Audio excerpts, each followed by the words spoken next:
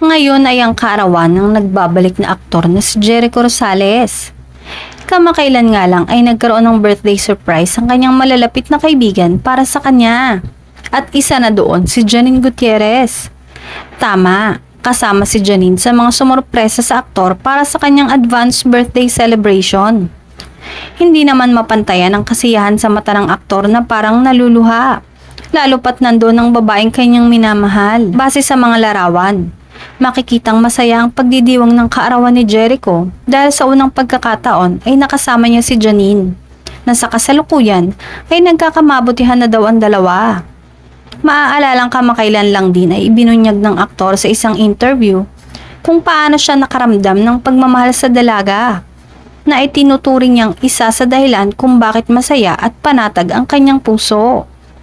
Ibinahagi din ni Jericho Rosales na meron siyang naramdaman sa unang pagkakataon pa lang na lumabas siya kasama si Janine.